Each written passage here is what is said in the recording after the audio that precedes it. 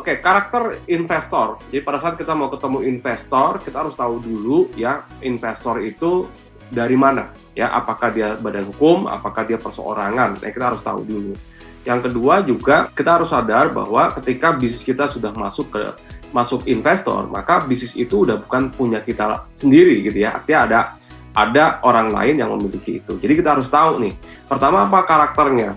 Yang pertama, apakah investor ini bisa membantu kita dari hal yang lain di luar masalah keuangan. Misalkan dia punya akses terhadap pemasaran, dia juga bisa membantu kita dari sisi knowledge, ya, dari sisi misalkan network yang mereka punya, gitu ya, itu jauh lebih bagus. Yang selanjutnya adalah visi dari perusahaan itu sesuai dengan visi dari investor tersebut. Jadi kita punya kesamaan visi, gitu ya, untuk sama-sama membesarkan perusahaan.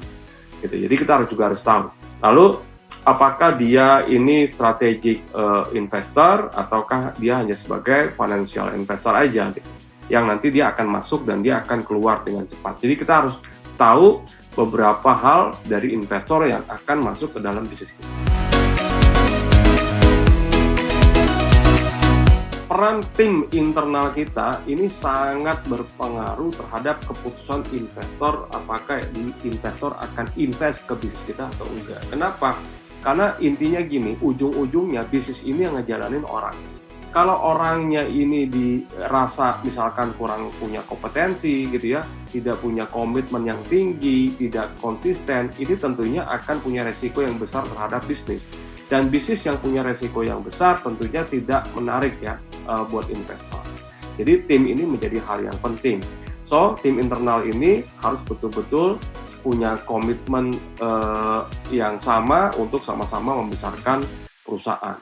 Lalu dari sisi kompetensi yang dimiliki sama tim internal juga sangat berpengaruh, gitu ya. Lalu pengalaman yang dimiliki sama tim di internal kita juga sangat berpengaruh. Ya, lalu bagaimana tim bisa meningkatkan nilai perusahaan kita? Tentunya tim sangat berpengaruh terhadap penilaian investor terhadap bisnis kita, gitu ya. Jadi bisnis yang sama, timnya yang satu lebih punya kualitas, yang satu kurang punya kualitas, tentunya walaupun bisnisnya sejenis, bisnis yang punya tim yang berkualitas jauh lebih tinggi nilainya dibanding yang timnya tidak punya kualitas dari sisi kompetensi, komitmen dan segala macam.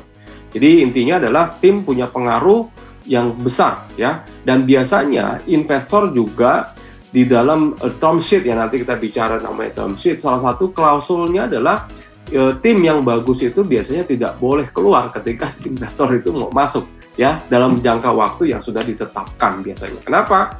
Karena sebagus-bagusnya bisnis ujung-ujungnya akan dijalankan oleh orang.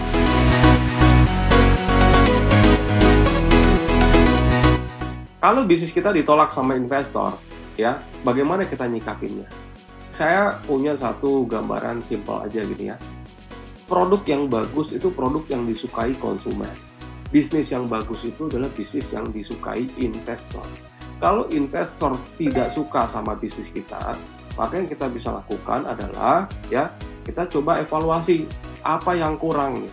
Ya, kita coba perbaiki lagi apa yang membuat investor itu nggak tertarik. Gitu ya. Dan saran saya adalah Anda sebagai pebisnis, kita harus fokus membangun value dari bisnis kita. Ya, nggak cuma mengejar sales yang tinggi atau cuma mengejar profitability yang bagus, tapi kita juga harus membangun semua sisi, semua hal di bisnis kita sehingga bisnis kita punya nilai yang bagus.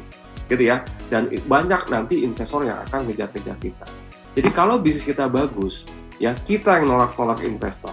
Kalau bisnis kita jelek, kita sering ditolak sama investor. Jadi perbaiki bisnis kita, gitu ya, evaluasi dan coba cari investor yang lain, gitu ya. Coba cari investor yang lain. Dan saran saya adalah fokus dulu perbaikan dari bisnis.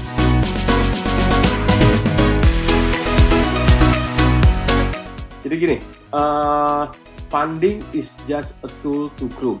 Ya, for me, funding is just a tool to grow. Ya, jadi funding itu adalah satu alat untuk kita bertumbuh.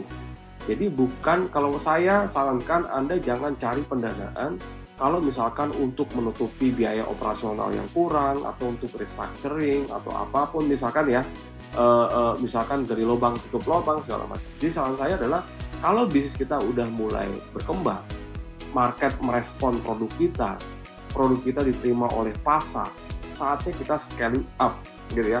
Nah, pada saat Anda scaling up, kadangkala salah satu strategi scaling up yang bagus, kita nggak bisa buka cabang cuma 1, 2, 3 misalnya. Karena misalkan untuk menguasai, untuk kita masuk ke satu kota misalnya, kita butuh buka 10 cabang langsung sekaligus misalkan.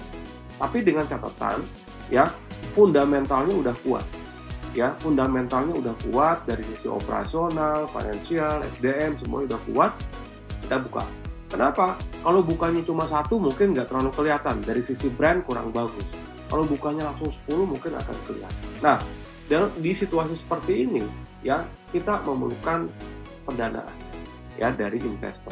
Nah, di sini kita coba perbaiki, pada saat bisnis kita udah mulai bagus, market sudah mulai merespon, industrinya bertumbuh, dan kita masih punya peluang untuk bisa meningkatkan bisnis kita dalam waktu yang cukup cepat, misalkan, lalu kita bikin bisnis plan, ya, kita bikin growth plan-nya seperti apa, pada saat itu kita bikin financial projection-nya, financial model-nya, di sana kita akan melihat dari sisi arus kas kita, berapa pendanaan kita yang kita butuhkan, gitu ya, baru kita putuskan apa bentuk pendanaan yang kita akan cari, apakah pinjaman, apakah equity.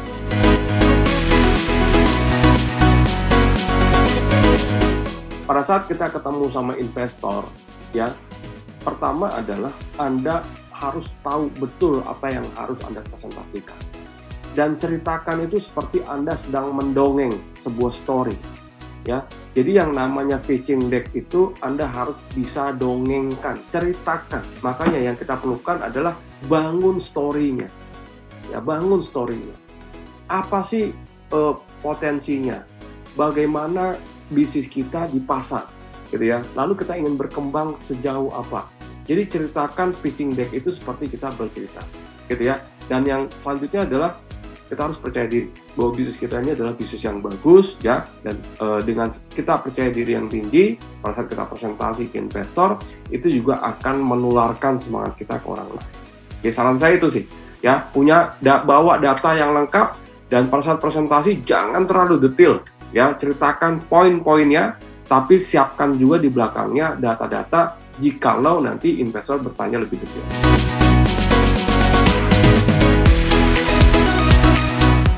Oke teman-teman, saya mengajak Anda untuk bergabung di Bootcamp Foodies.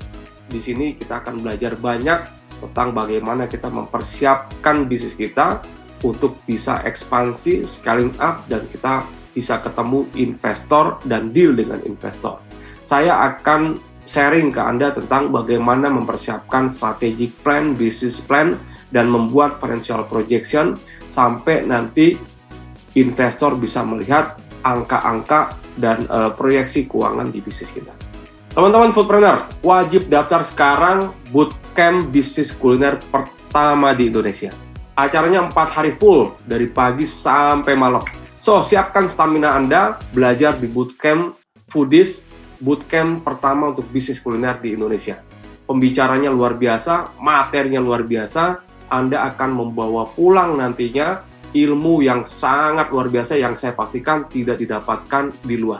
Anda juga akan bisa menghitung berapa nilai perusahaan Anda ketika Anda menyelesaikan dan mengikuti bootcamp ini.